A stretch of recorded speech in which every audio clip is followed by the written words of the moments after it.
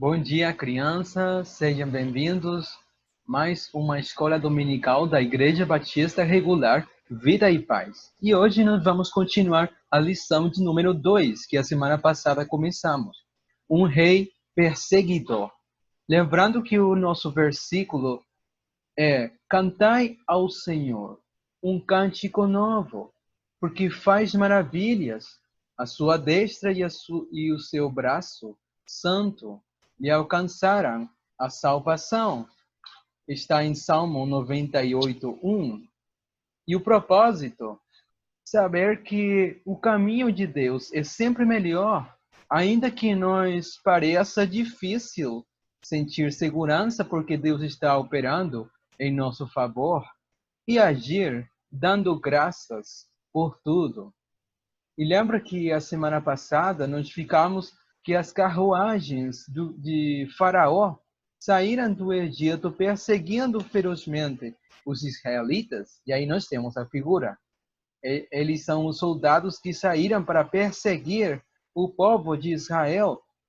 Por quê? Porque Faraó cria que poderia facilmente recapturá-los, pois tinham caído numa armadilha dentro do Egito.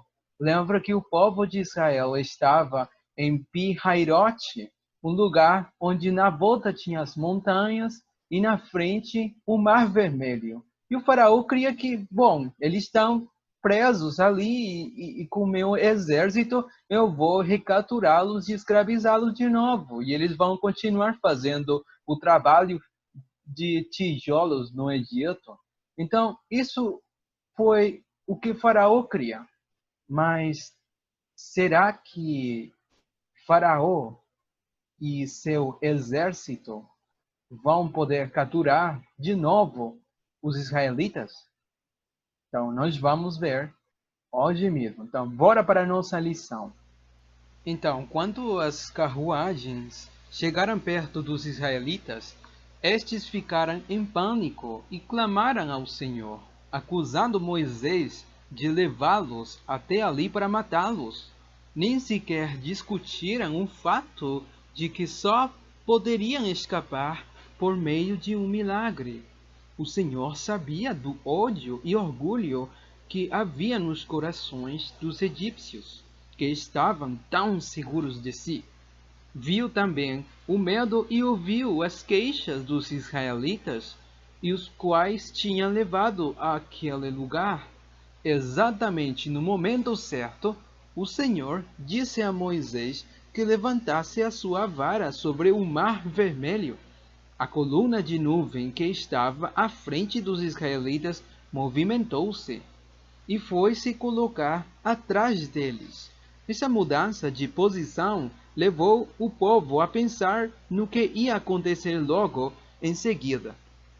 Enquanto permaneceram observando-o, começou a soprar um forte vento leste, que durou a noite toda.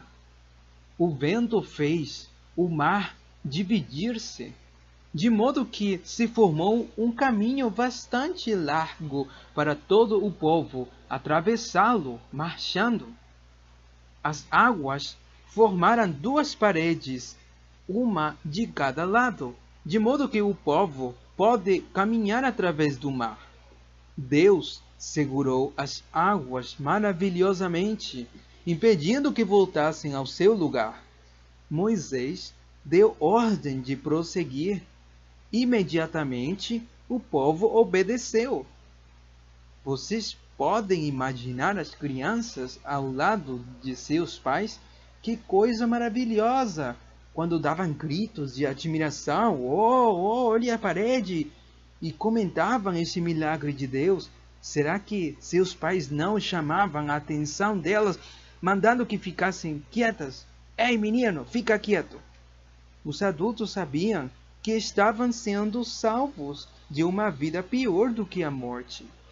Os homens, principalmente, deviam estar envergonhados e confusos quando se lembraram que tinham duvidado de Deus e se queixado de Moisés. Eu penso que, de vez em quando, as pessoas se voltavam para olhar a coluna que agora estava atrás delas Em vez de nuvem, era uma coluna de fogo. Lembra que era de noite, iluminando o caminho enquanto atravessavam os 10 ou talvez 13 quilômetros de leito de mar no meio da noite.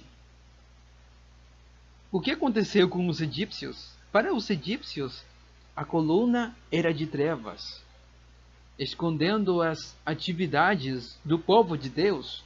Deus estava entre os egípcios e os israelitas, escondendo o seu povo dos inimigos. De manhã, os egípcios descobriram que os israelitas estavam escapando, de modo que subiram rapidamente nas carruagens para persegui-los. Talvez os egípcios não tivessem percebido o solo no qual estavam dirigindo suas carruagens. Estavam no meio do mar, naquele caminho que Deus tinha aberto no meio do Mar Vermelho. Quando saíram no encalço dos israelitas, apressaram-se a pegá-los, nem imaginando que estavam dentro do Mar Vermelho, com paredes um de cada lado. Um milagre como esse de separar as águas do Mar Vermelho pareceria impossível a adoradores de ídolos, como eram os egípcios. Prosseguiram sem mais delongas, e de repente, as poderosas carruagens egípcias começaram a encalhar. Deus fez suas rodas se soltarem.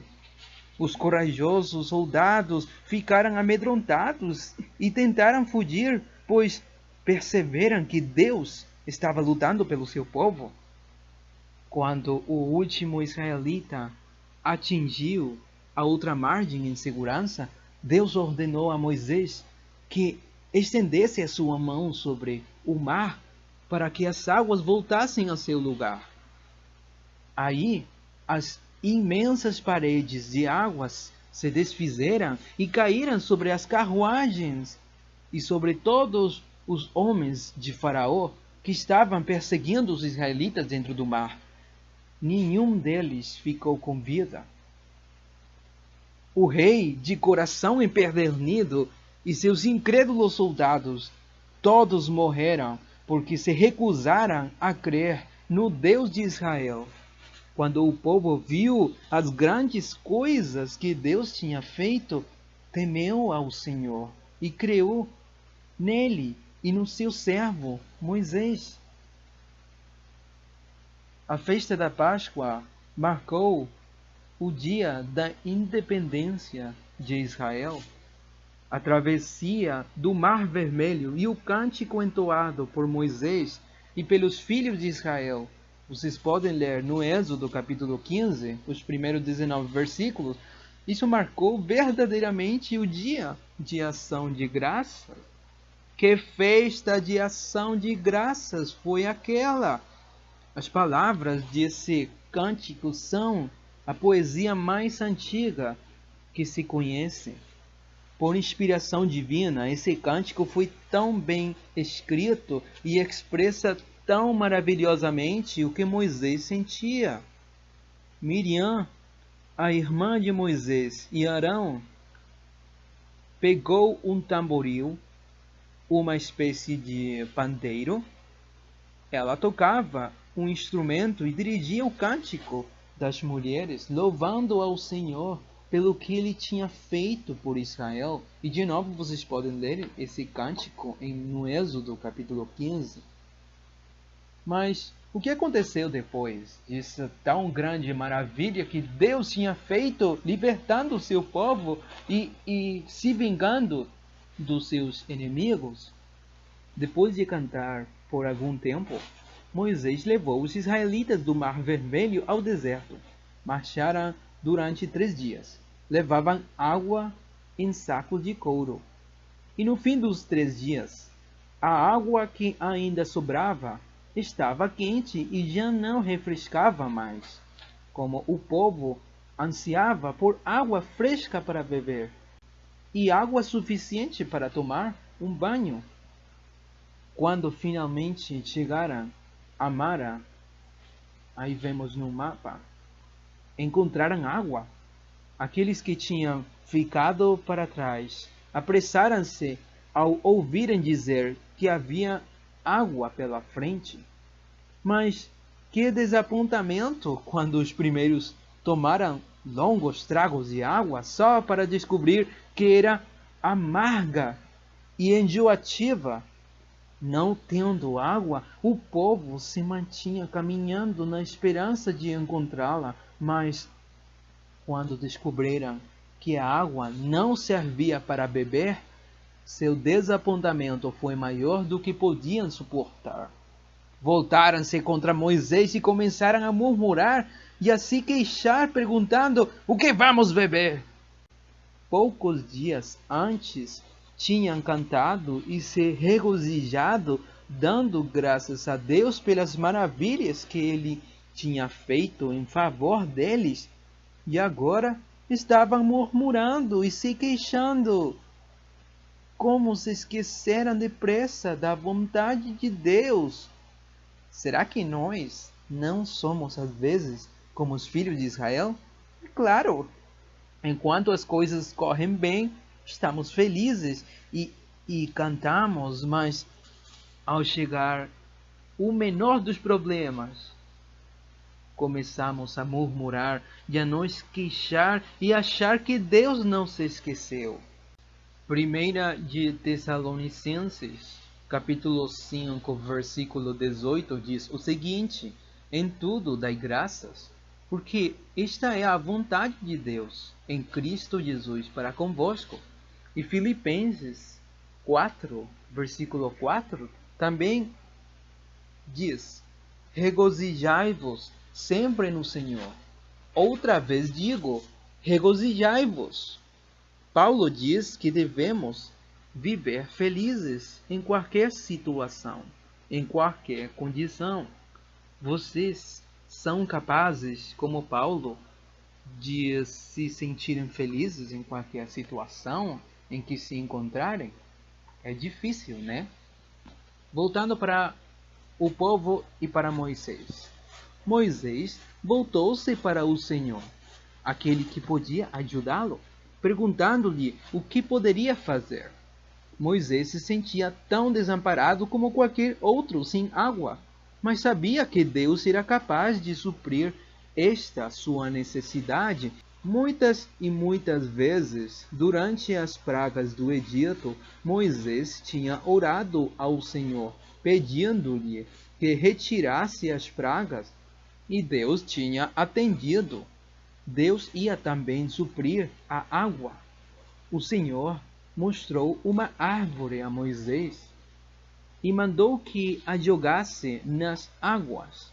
Quando Moisés obedeceu ao Senhor, as águas se tornaram doces, isto é, boas para beber. Chegando no final, o Senhor levou os filhos de Israel até as águas amargas de Mara, a fim de depois torná-las doces para eles. Isso nos faz pensar que em nossas vidas Deus às vezes nos faz enfrentar dificuldades, mas se nós confiarmos nele, ele pode transformar as coisas que nos perturbam em motivos de alegria. A árvore que Moisés colocou dentro das águas de Mara transformou as águas amargas e enojantes em águas doces e refrescantes. A árvore desta história faz-nos pensar numa outra na qual o Senhor Jesus morreu, isto é, a cruz. Quando nos lembramos do amor do Senhor por nós, os problemas e as tristezas tornam-se muito mais fáceis de suportar. Descobrimos que é possível louvar ao Senhor, até mesmo nos momentos de perturbação. Então, crianças, é isso aí. Deus abençoe e boa semana para todos.